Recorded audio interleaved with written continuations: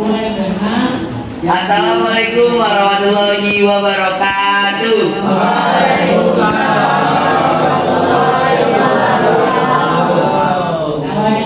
Selamat pagi teman-temanku semuanya. Sebelumnya perkenalkan, nama aku Rotewas Gunawan dari kelas 8E, nomor absen 30. Di sini izinkan saya menceritakan hasil cerita karya saya sendiri yang bertema fiksi dengan judul Dosa di Malam. Malam itu, hujan deras mengguyur kota Bandung. Andi duduk di dalam kamar, menatap layar ponselnya. Dengan tangan gemetar, nama Budi muncul di layar. Sahabatnya sejak kecil dan kini menyeretnya ke dalam sebuah usaha. Semua berawal 2 bulan lalu ketika Budi memperkenalkan Andi kepada geng anak-anak SMA di sekitar pasar. Awalnya mereka hanya nongkrong dan bercanda, tapi lama-lama ajakan mereka semakin bahaya. Mulai dari bolos sekolah, mencuri rokok di minimarket, hingga paling bahaya, perampokan rumah kosong. Ini rumah orang kaya, mereka lagi di luar kota. Kita tinggal ambil barang berharga lalu kabur. Gampang, ucap Budi saat merencanakan. Andi tak bisa bernapas dengan tenang. Ini bukan lagi kenakalan biasa, ini kejahatan. Tapi ia sudah terlanjur masuk terlalu jauh. Jika menolak, Budi dan gengnya akan menganggap Andi pengkhianat, atau lebih buruknya dia dihajar di rumah. Dan akhirnya malam keputusan juga. Pukul 11 malam, Andi akan keluar rumah mengenakan setelan hitam. Dia berjalan menuju tempat yang sudah dijanjikan. Hatinya berdebar sangat kencang. Di depan rumah target, geng Budi sudah menunggu dengan cepat. Mereka memanjat pagar dan membuka jendela belakang. Begitu masuk, semuanya berjalan sangat lancar. Bahkan Budi bilang, kenapa nggak dari dulu saja kita mencuri? Mereka mengantongi perhiasan, laptop, dan uang tunai sebesar 15 juta rupiah.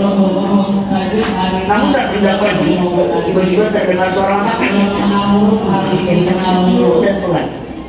Dan tiba-tiba terdengar suara kakak, siapa di sana? Seorang preman gaya muncul dari balik kamar dengan wajah ketakutan. Dia jelas pemilik rumah itu. Ternyata dia tidak pergi keluar kota. Dalam kepanikan, Budi langsung menyerangnya. Jangan lawan, Pak! Teriaknya sambil mendorong pria tersebut ke lantai. Andi membeku. Dia sudah terlalu jauh. Dia ingin lari, tapi tubuhnya sangat kaku. Seolah ini mati di tempat dengan posisi mata terbuka. Tiba-tiba salah satu anggota geng bernama Roni mengeluarkan pisau dari kantongnya. Biarkan saja sekalian, katanya sambil mengucap ini. Andi tersentak. Ini bukan yang dia inginkan. Ini bukan yang dia bayangkan. Saat pertama kali diajak oleh Budi. Tanpa pikir panjang, Andi berlari keluar rumah sekuat tenaga. Dia tak peduli dengan teriakan Budi yang berkata, "Andi, jangan lari, takut akan tertangkap polisi. Semua di sini tertangkap CCTV." Teriakan Budi di belakang. Dia harus keluar dari semua ini, ucap Andi dalam hati. 2 hari kemudian, berita tersebut tersebar luas. Pemilik rumah yang ditemukan tewas dalam keadaan kritis. Terdapat 15 tusukan pada badan sang pemilik rumah. Dan sementara Budi dan gengnya ditangkap oleh polisi. Andi hanya bisa duduk di sudut kamarnya, merasa ketakutan dan bersalah. Dia selamat, tapi ia tahu bahwa ia hampir menjadi bagian dari sesuatu yang lebih buruk. Dan ternyata setelah dia hidup dalam penyesalan selama 1 tahun penuh, akhirnya dia memutuskan untuk mengakhiri hidup dengan menggantung dirinya di pojok kamar. Dan sebelum akhir hayatnya dia berkata, lebih baik aku mati daripada harus dihantui oleh kesalahanku sendiri. Dan ceritanya tamat sampai di sini. Cerita yang saya ambil, saya mengambil tema konsekuensi dan penyesalan seumur hidup. Dan yang bisa kalian ambil pelajarannya di sini adalah jangan pernah melakukan kesalahan. Tulis sayang, tulis. Kesalahan yang kalian akan lakukan seperti mencuri atau menjadi temannya, bahkan sampai temannya merasa depresi, itu bisa mengakibatkan kalian akan hidup dalam penyesalan seumur hidup kalian. Dan salah satu cara untuk kalian kabur, dan mungkin ini bukan caranya, itu adalah begitu.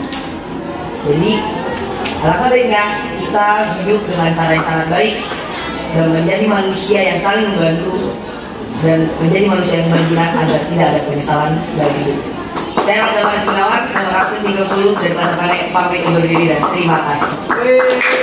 Assalamualaikum warahmatullahi wabarakatuh. Yang tadi kan dibuka sesi dulu. Buka sesi 2 itu dibalik sekarang begini. Kamu nunjuk satu orang suruh berdiri. Biarin, berarti mereka dengerin nggak gitu loh. Tanyakan yang dari orientasi sampai koda kamu salah satu. Iya, siapa aja boleh, nanti ada sesinya. Maksud ibu 2 kan kemarin bertanya semua. Sekarang ibu balik. Kamu menguji temannya, mendengarkan satu orang. Nanti gantian temannya yang mau nanggapi atau bertanya. Ayo. Pertanyaan sama kayak tadi, siapa yang mewarnai pisau untuk menyerang sang pemilik rumah?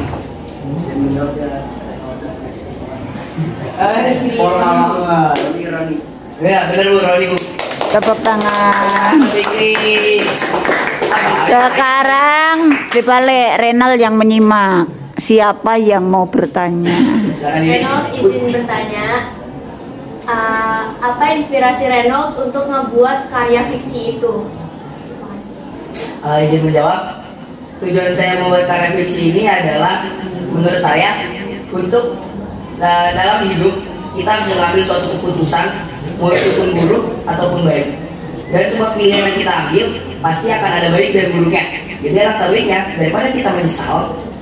Jadi alangkah baiknya sebelum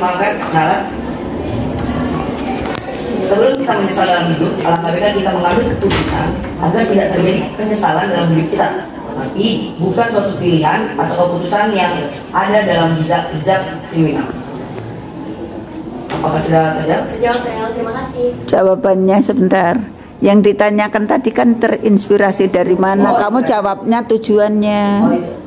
Kalau inspirasi, saya itu terinspirasi dari satu film. Filmnya itu namanya Mission Impossible. Di situ intinya gini itu dikasih misi yang sangat susah banget, kayak membunuh presiden atau apalah itu, dan dia itu semuanya ngambil keputusan dengan refleks dan spontan aja gitu. Oke, ditutup. Nah, ada 2 orang. Ya udah, siapa yang mau tanya lagi? Yuk berdiri. Kalau si Yudis tadi nggak suruh berdiri karena deket. Saya di sini bertanya, itu tokoh-tokohnya kamu terinspirasi dari mana? Kalau untuk nama tokoh, saya terinspirasi ya spontan aja, kayak Andi, Roni, atau apa itu spontan aja. Jadi ya ambil namanya asal aja begitu. Oke, tutup. Oke, sudah ditutup. Hari Minggu terima kasih. Sekian dari saya dan terima kasih. Tepuk tangan. Terima kasih ya.